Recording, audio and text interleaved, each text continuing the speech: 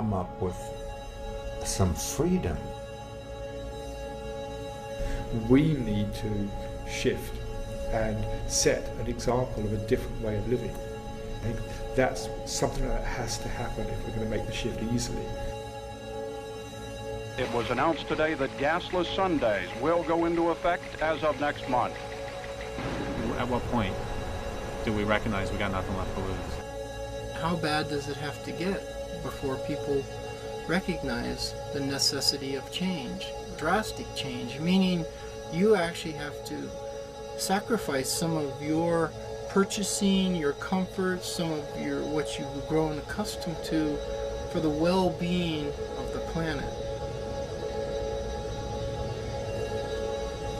I think it's going to end with everybody changing their habits and going back to the things that maybe our parents were used to that we have never seen before. Just start working now, otherwise we won't have time. We're going to be out of oil within a few years. People say, well, it's not going to run out in our time. We have to think of our kids and our kids' kids and how they're going to have to put up with a whole lot of stuff. What I've seen of people, most of them are pretty selfish. When it comes right down to home, why, they just want to go along the same old way. Make a life change, not just, oh yes, I do care, and I'll send my little check off. Send Red Cross $100 or $1,000 to deal with tsunami victims, whatever it is, which is great. I mean, it's wonderful that people around the world are doing that, but we're still not really taking responsibility for the global crisis.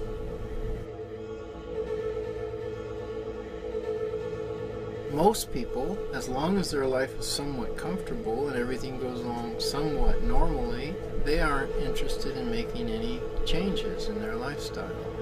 Our response to change ever, always in the species has been resistance. It's more comfortable. Personal comfort, me first, as long as my life feels okay, to hell with the rest of the world. There's millions of children starving, people starving on this planet right now, but as long as your refrigerator's full and it doesn't affect you, it really doesn't affect you. If everything that you're plugged into is disconnected and no longer functioning, without these diesel trucks bringing you everything you need, without the whole system, monetary system functioning. Now what? Well, now we're starting the hard way, close to old Mother Nature. You and everybody else on Earth have some things in common. You want to stay alive. To stay alive, you have to have food. You have to have some shelter against the elements. You want to be as comfortable as you can. So let's start with this common problem and see what it takes. Waking up to this reality is really, really painful. The culture will not change until they're given no choice.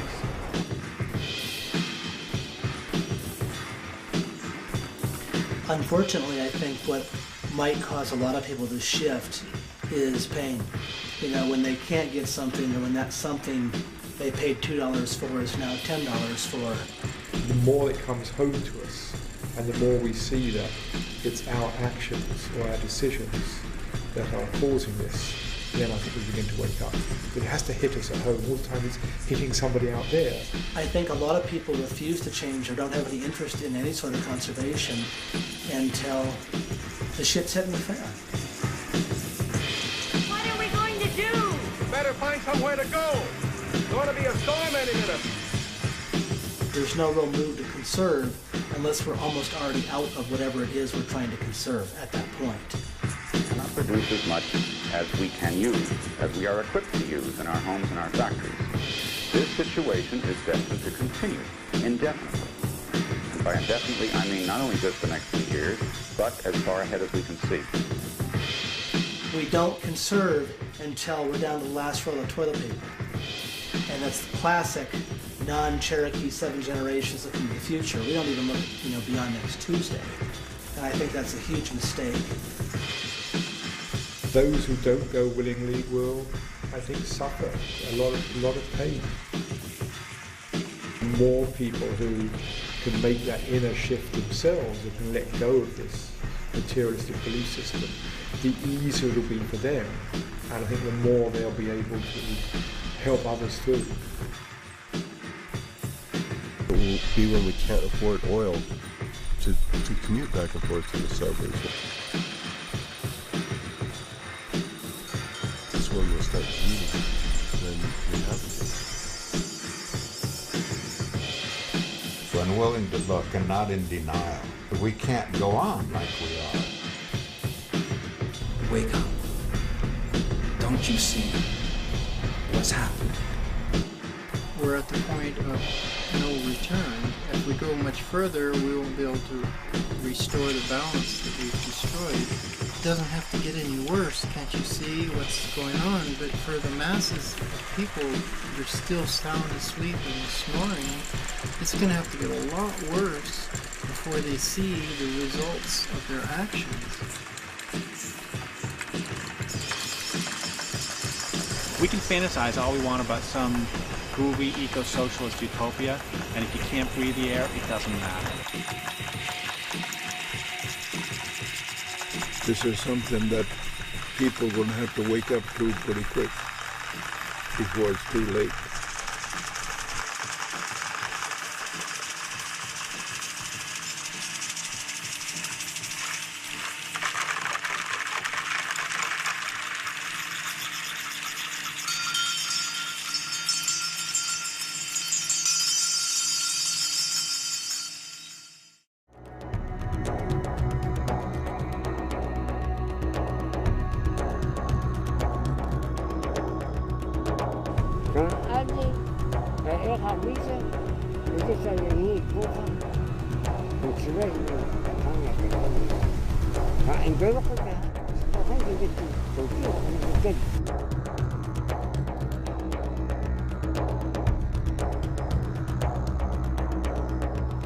El día que se enferme el corazón del mundo, sepa que el fin del mundo está a la puerta.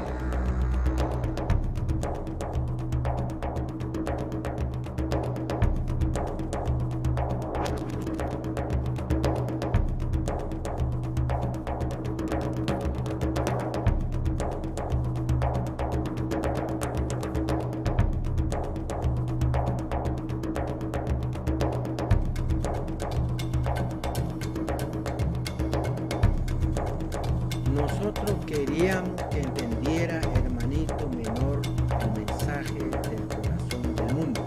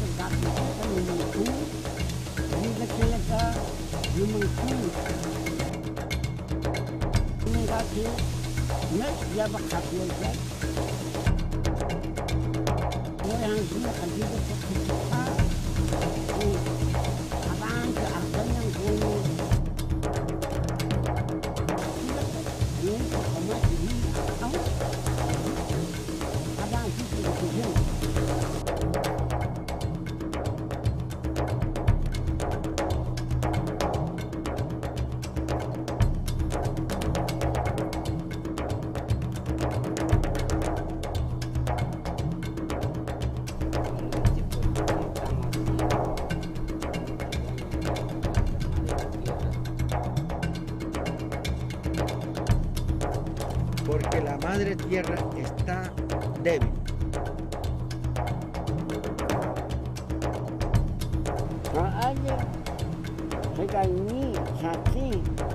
Hindu da kuti hikawa gasa taguti kahal kuti sahi wa magwayan hasta pan wa nasu kaya kama nagalu ya abi sunduku ko wa fama kana kaya ya hai go khalas kitun ana ko nagalu zuna ke ay hasta pan kuti haba mi ko dan kuti ji kabli dahin no kina ko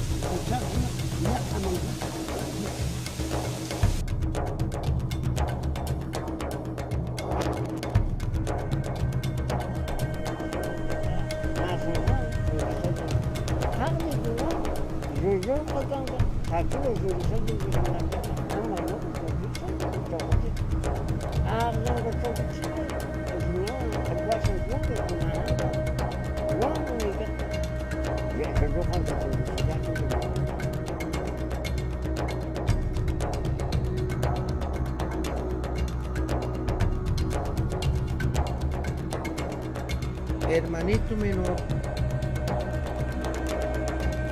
quería crecer, agrandar materialmente, pero necesita espiritual. Si no busca espiritual, tarde o temprano iba a haber violencia, violencia de naturaleza, violencia de humanidad, toda clase de violencia de humanidad. Weather is making news tonight all over the world. In Pakistan, the death toll continues to climb from the worst flooding ever seen in that nation. I don't know. We must be doing something to our Earth. In Russia, a state of emergency has been declared due to wildfires fueled by tornadoes.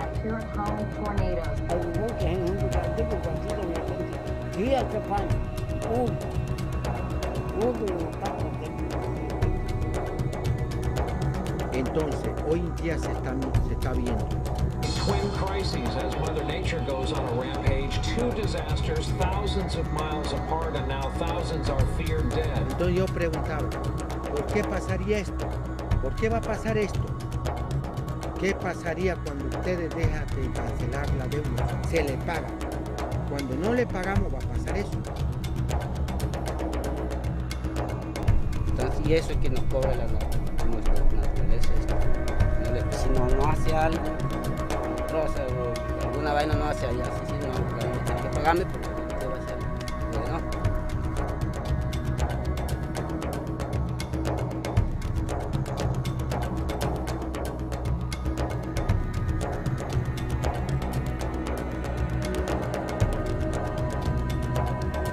Pero no es que mismo Seranco quiere acabar el mundo, sino que nosotros, humanidad, queremos acabar el mundo.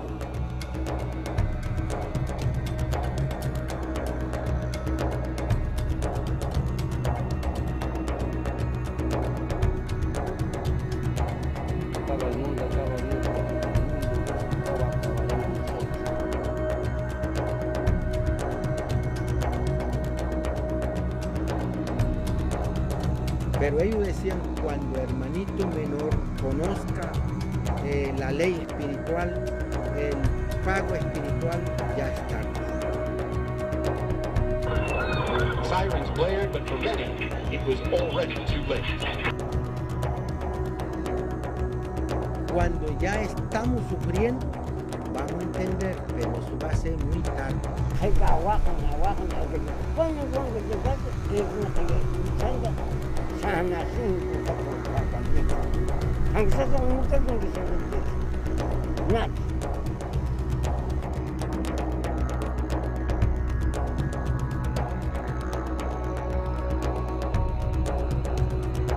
Bueno, por eso, tomamos también eso dicho, no es tarde, pero acojamos nosotros los que estamos criando.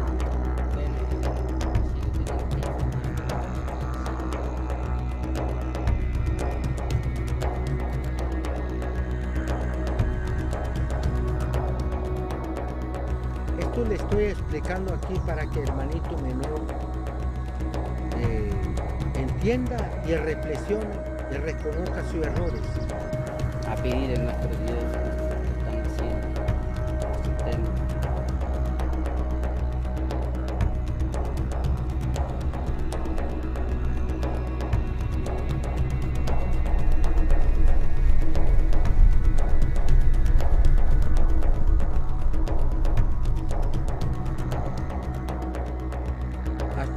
¿Cuándo vamos a conocer nuestros errores mental, espiritual, material? We could change this, we could turn all this around, we could stop all this nuclear, we could stop all of the destruction of nature and the destruction of the water, destruction of the land, destruction of the air. When we could have turned it back, but the people didn't listen to the other elders that gave those messages. Because things have gone tenfold in the destructive direction.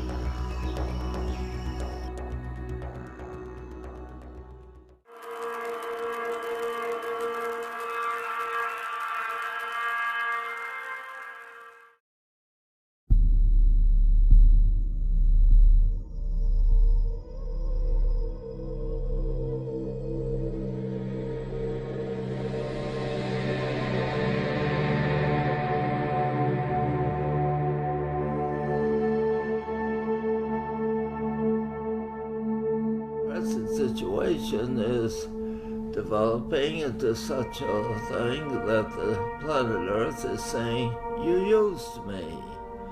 I'm willing to nourish you, I'm willing to protect you, to heal you, to clothe you, to feed you, but don't use me.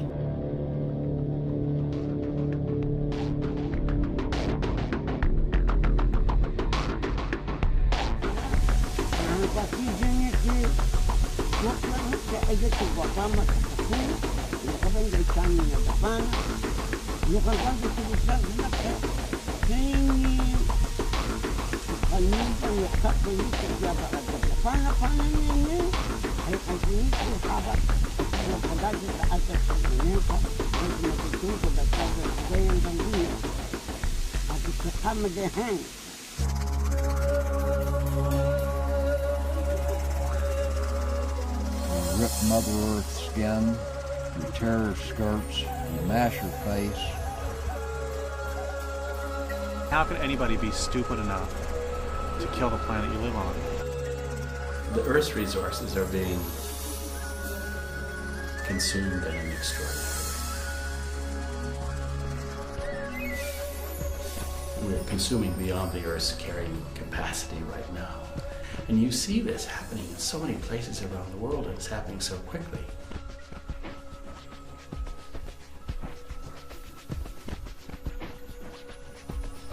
We take everything from the Earth and we rearrange it with our technology into all these objects that the Earth doesn't know what to do with, these plastics and these metals and all these. This exploitation of the planet Earth for supposed human benefits, but with a totally destructive impact.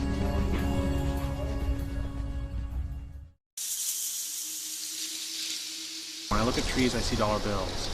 That's the essence of the resource perspective. And if when I look at trees, I see dollar bills, I'm going to treat them one way. If I perceived you as a resource, basically, how can I use you? Man persists in channeling the vast wealth contained in the earth and sea to his purposes. He continues to challenge the harsh, stubborn forces of nature and appears to be winning. Is he now, as in the past, simply exploiting and plundering? We've got to start looking at them for what they are, that they belong in the earth. We can't depend on pulling out resources from the earth. For one thing, they'll disappear. For the other thing, most of our use of resources now is so careless it's causing backfire, repercussions, pollutions, wars, I mean all kinds of stuff. A 21st century gold rush. They're blasting it, digging it, hauling it away in massive trucks, all because the price of gold is at a record high, more than $1,100 an ounce. Nowadays, the gold in them thar hills, as in most mines, is microscopic particles. Getting the gold out is a massive task. They grind it, treat it, heat it, until finally they can squeeze out the good stuff. For 190,000 tons of earth they move each day, they'll get a few thousand ounces of gold. The earth needs gold inside itself. We're taking parts out of the earth that the earth needs as part of its physical being. Our Mother Earth is a living being, just as we are.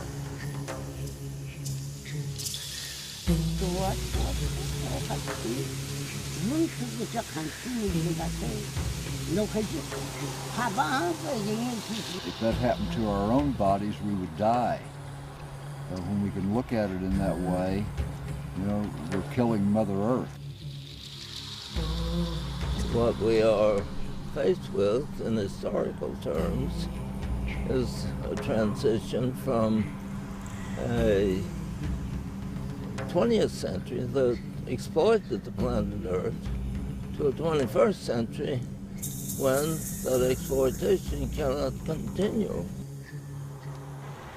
Everything that we need is already here. We don't have to alter anything. We don't have to change anything. And we do that in the name of progress. That the earth is sacred. Waka. Grandmother Earth is a source, not a resource. This concern for sustainability, that nature doesn't really need help. It's people that need help. In one big research laboratory, they're trying to find out what makes grass green. Sustainability, the way it's thrown about, is a con job. It's nothing but a con job. It's crap that we hear all the time about sustainability. With automobile engines, we've just really started. The indication is that someday they will give us 300 miles to the gallon. If they were honest, if they said driving a hybrid car will burn less gas, but it's still a really bad idea. Extended range electric car powered by the miracle of the advanced lithium-ion battery pack. Progress. It starts with more models than anyone with an EPA estimated 30 miles per gallon highway or better. Next, it's a lineup of hybrids that fit the way you live.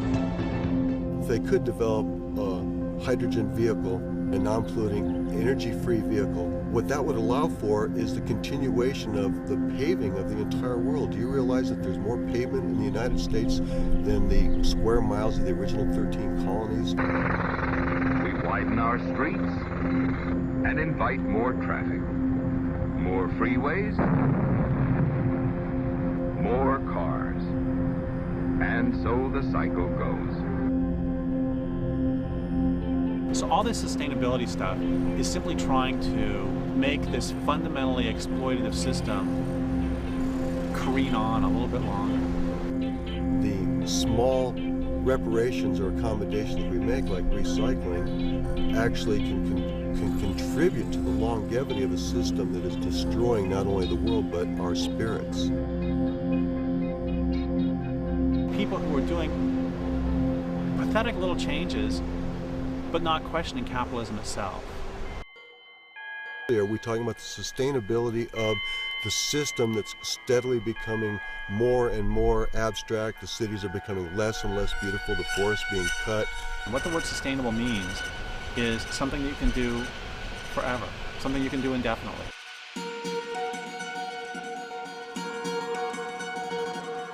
So what do we really want to sustain? We have to be careful with the kinds of technological and legalistic measures that allow the paradigm to continue with business as usual. The worst thing that could happen would be for us to contribute to business as usual. What we need is a complete disruption of the paradigm. If the actions of this culture were sustainable, 90% of the large fish in the oceans wouldn't be gone. And this culture is functionally, systematically unsustainable. And buying a new car is not going to help it. Teaching sustainability because it's the only way to live. Telling the kids about the mistakes of the past, what our wasteful ancestors did back in the year 2000 something. basic idea of the future is to listen to the earth, to be sensitive to what the earth, how the earth is functioning, and what enables the earth to produce the wonderful things that it produces in its natural process. There is such an abundance, such an remarkable abundance of wonders and beauty.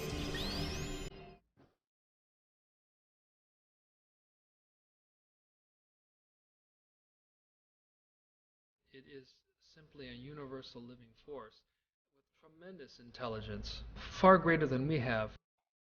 Nature's wisdom is far more useful to us than we can imagine. Nature, after all, has survived for 5 billion years. If you put 5 billion years into 1 year, then human beings would have existed for about 1.5 minutes. This culture has been here for less than 2 centuries, and the place is trashed. The place is absolutely trashed. Without nature, there isn't any life. Any life.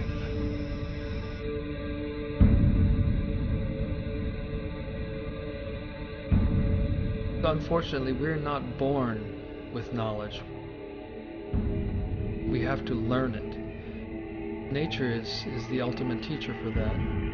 Lots of insights, lots of secrets and lessons with which we could help ourselves. Yet every day we destroy that teacher bit by bit.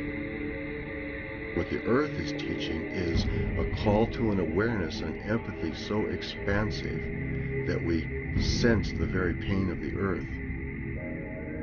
We need to reach out to the natural world instead of being separated from it, since we really have as a culture since the Industrial Revolution. We really turned our back on the natural world. The more we turn our back on it, the more we have given up the possibility of learning from nature as a kind of supreme teacher. Most young people don't have a clue.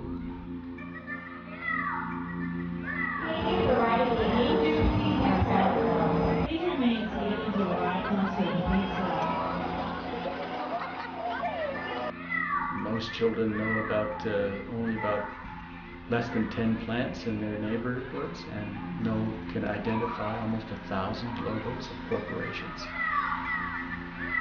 think we've got some serious problems there. Yes, Jack, the vacation will soon be over, and you'll be going back to school. You and Betty and thousands of other young people will get down to work in the business of preparing yourselves for the life ahead. And what good prospects the life ahead holds. You will live in finer homes than your forefathers ever dreamed of. All the travails on the planet today are lessons, just as an individual doesn't learn without some difficulties and challenges. Our arm doesn't get any stronger if we don't pick up a heavy load. Factory foremen, bookkeepers, businessmen, shuffling along the leaden length of a bread line.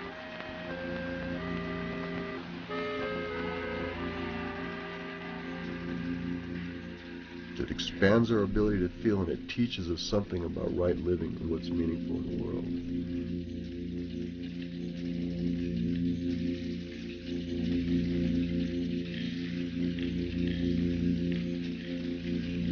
Tonight, fears of a major disaster in Haiti as a powerful earthquake hits the Caribbean nation. Tens of thousands are feared dead after a devastating earthquake. The nation cries for help in a frantic search for survivors. The death toll has reached 200,000. The world is coming to an end. Bad things happen about who lives and who dies, and about what the rest of us do when calamity occurs. God sent his little children out to play and to learn about these things. In 2008, violent food riots brought the country to its knees. Many of these people say they can barely afford to eat. According to the UN, world food prices... But because of rising food prices, some of the poorest can't even afford a daily plate of rice. Instead, they're taking desperate measures to fill their bellies. Cookies made of dirt, salt, and vegetable shortening have become a regular meal for some. A food crisis with deadly consequences is spreading across the globe. Haiti's devastation, we all see the common humanity that we share. Great lesson for humanity that we're learning about who we are in this regard and what our responsibilities are in regard to living in respect of everything. The story is too big to fit in just one little camera lens. It was Columbus who first saw that distant shoreline and called it the Vale of Paradise. Today it is known as the island of Haiti. Are children waiting to join the celebration, purporting to be those Indian aborigines who greeted Columbus. Unhappy people they were. Conquered, enslaved, and worked to their last ounce of energy, those Indians died completely off in 25 years. The future can be found in many places. It can be seen reflected in the eyes of those. An experiment of sorts was made, quite unintentionally, but on an enormous scale in the 18th and 19th centuries. A large number of West Africans was forcibly uprooted from their own culture and set down 3,000 miles away in a totally different culture. It's a country founded on the blood of slaves. In the 18th century, the small Caribbean island was one of the richest colonies in the French Empire, famous for its sugarcane and coffee plantations. Fast forward almost 2 centuries. The deep history of deforestation, which has to do with the slave plantations from long ago. Beginning in the 16th century, the French harvested every mahogany tree in Haiti and then clear-cut thousands of acres for sugar plantations and mills. The scars of clear-cutting can be seen everywhere. Haiti, 60% of its land forested at the turn of the century, has seen that number drop to just 2%. Now the country is paying the price. The lack of trees worsens the impact of storms and hurricanes. In 2008, 4 hurricanes killed at least 800 people and caused... destroyed 70% of Haiti's agriculture and much of its infrastructure. Wake up people to the gravity of the situation. You have to awaken to the truth of the interconnectedness of all living beings and the web of life, the network of interdependence. Haiti provides a stark example of how environmental damage can affect populations. Tell me it's not happening, Andrew. It can't be. It is happening. It had to happen. Life on Haiti has just moved even closer to hell on earth. Nature's saying, are you going to wake up? Are you going to get in harmony and balance? All people, no matter who you are, all people were originally put on the earth to be people to support life, to help life to take care of itself, not to be destroyers of life. Falling out of intimate relationship with the earth, becoming destructive to the planet. Why is civilization come to the planet? One of the reasons is because it perceives the planet as objects to be exploited, as opposed to other beings to enter into relationship with. The problem of the human is how to respond to this, not by exploiting the natural world, but by responding to its needs. People have no clue. You know, people have had no interactions with bears. People have had no interactions with deer. We don't know anything. The whole vast structure.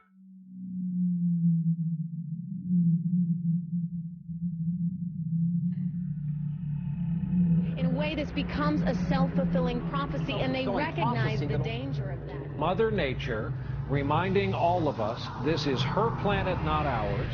She still runs things. We just think we are masters of the skies. A volcano has paralyzed air travel. It's been raining for more than a week across across parts of southern China. Sichuan province is already bruised and broken after a giant earthquake just over a month ago. Around the world, this winter has brought everything from floods to mudslides with storms that have caused death and large-scale disruption. Fierce, deadly storms also flooded parts of France. A year's worth of rain in one day. In the Baltic Sea, ice stranding thousands of ship passengers since Thursday. And a day earlier, this rogue wave. Say a tornado touchdown in at least one New York suburb. In Nashville, massive flooding has left at least a dozen people dead. Thousands of people have been evacuated. Almost kind of gives you reminiscent of Katrina or something like that. And I think, well, it can't happen here. Well, it has. It happened because a record 13 inches of rain fell on the city in just 2 days. Pitiful little people on this planet can do to change the outcome. What are we supposed to do? And I think right now most of us don't know. So that leads to anger, and it leads to, you know, escapism.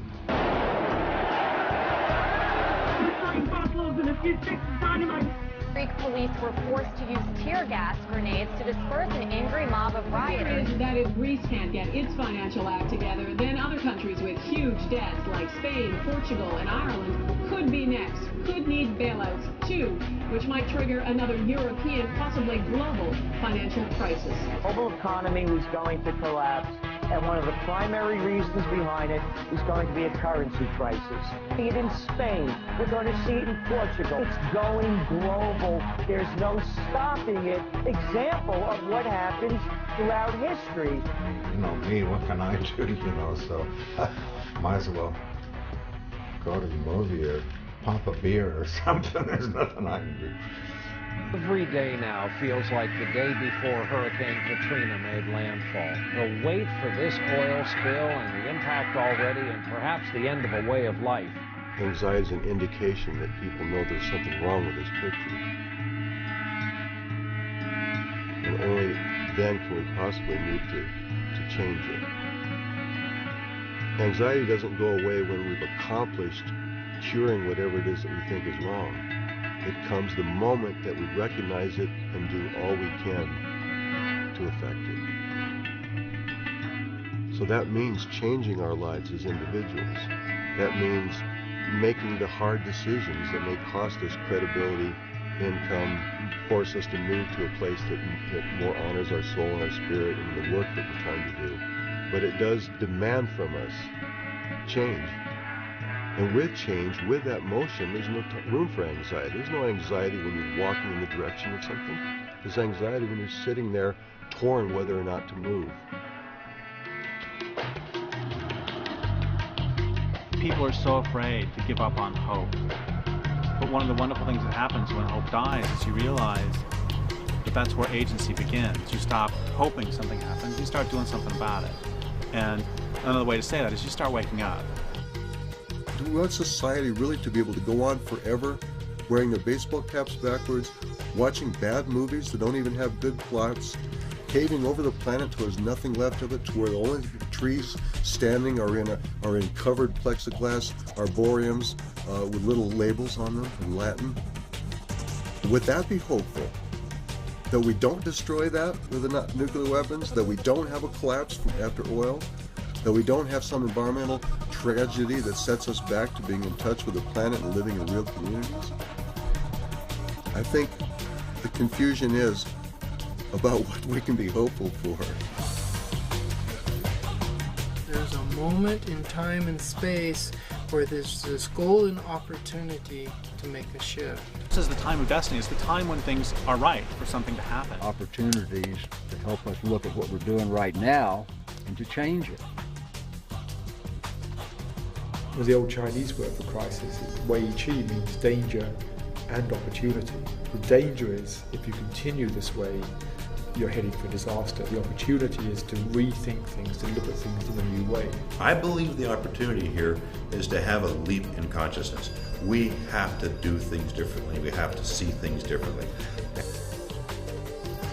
Why are we here? I call this the soul's vision. What was your original face before you were born? That's the question about incarnation. It's about the question about the soul. What was the soul's vision for this incarnation? Key point is to ask yourself and find ways to ask, get the answers from your own higher self or your own inner guidance.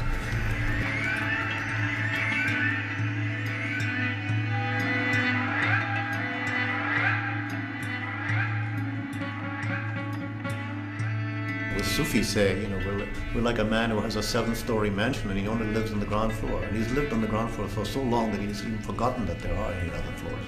You have to find the elevator or the stairs which you can go to the other floors.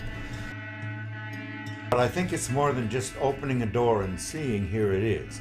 I mean, I think there's a bit of struggle involved. And it's a very, very difficult thing because you are revealing your true self.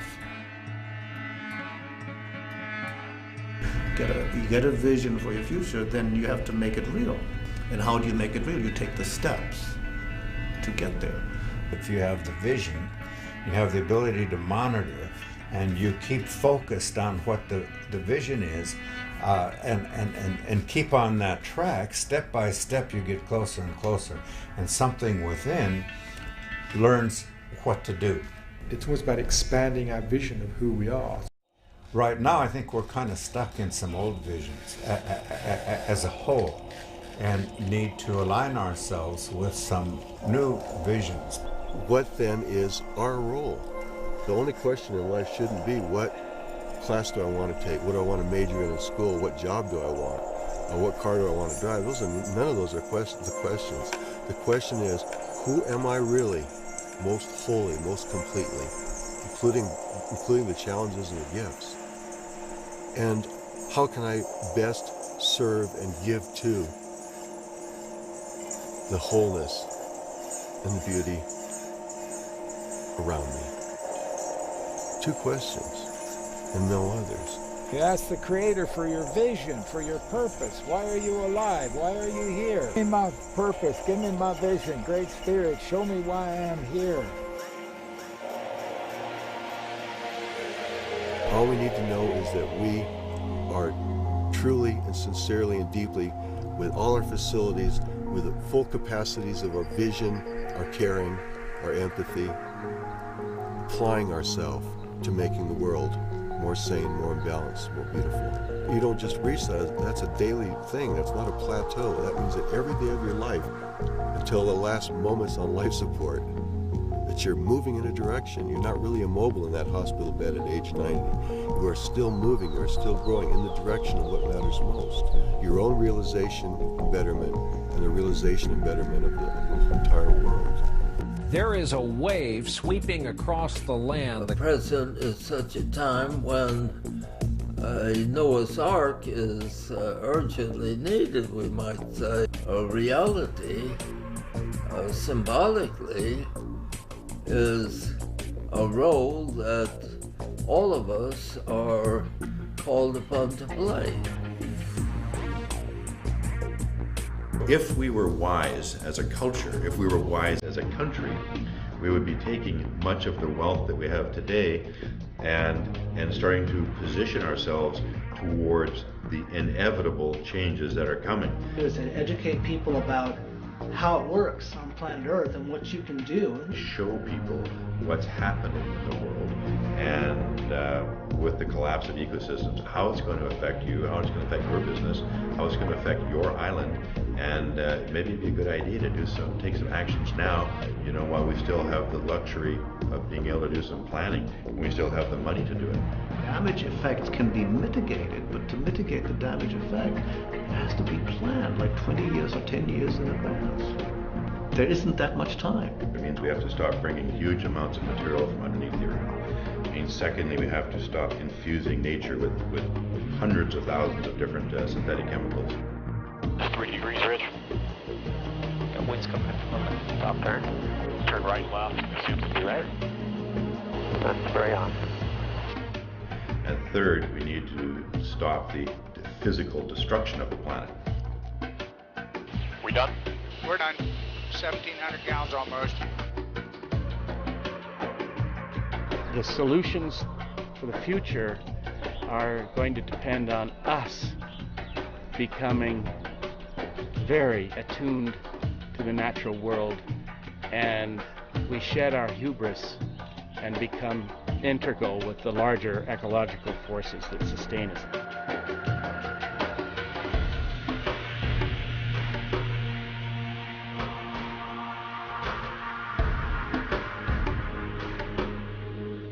Doesn't mean that things are preordained, that we still have options, we can still blow our destiny.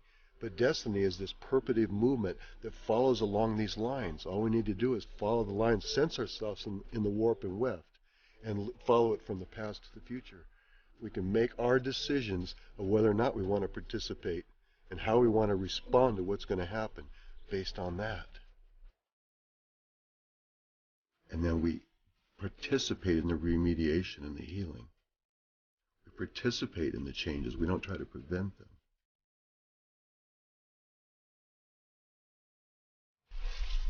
We trace the lines from where we were and what we were to where we are going. Then we add, how do we want that to look? How does the earth want that to look? How can we give to that? So it's not just a warning how to avoid trouble that's coming up on the horizon. It's also this chance and opportunity to co-create magically the universe, reality itself. And that then also connects back to you. That would be the destiny. See? Destiny is what you're moving towards. What way is animated and spirited life moving, and how can we move in that same way? Just like when you step into a dance hall, if it's samba, you don't march in line, you know. If it's rock and roll, you don't waltz. You get in step with the progression, the direction. That person knows enough about how this all works and is enough in harmony with it that they're able to sort of lose the distinction between I'm over here and the weather's over there, and they participate in the unfolding of the whole thing.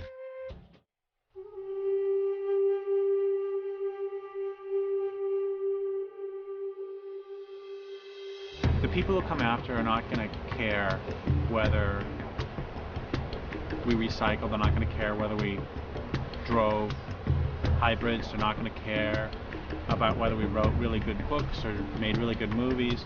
They're not going to care about whether we recycle. They're not going to care about whether we ate meat or didn't eat meat. They're not going to care if we were nice people. They're not going to care how hard we tried. What they're going to care about is whether they can breathe the air and drink the water.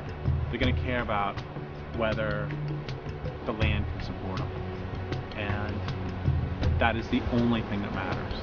Undoubtedly the human species will survive, but under what conditions?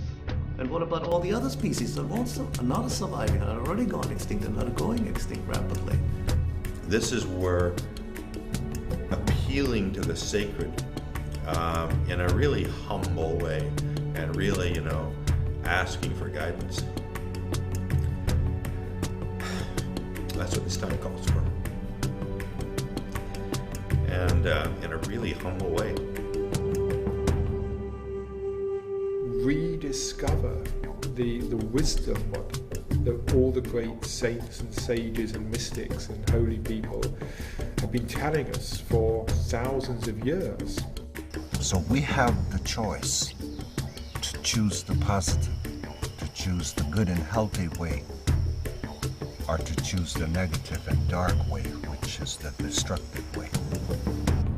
We could avoid this catastrophic experience that we're creating for ourselves by becoming voluntarily good stewards of this planet. They call the people primitive who live like that. And yet, is there any other way that can sustain human spirit or sustain the world that we depend on? The secret of life is follow your bliss and help people. You never know, it'll come back to you. What can you do? What can you be? Pursue that without any limitation. That would surely change the world.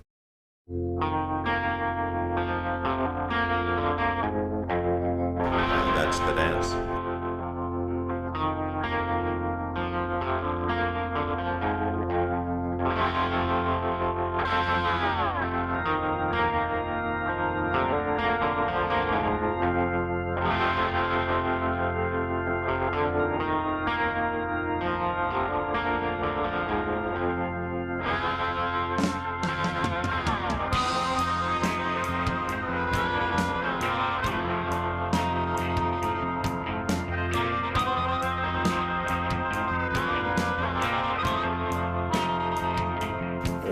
somebody to tell the story is really important because the memory of people is not very good.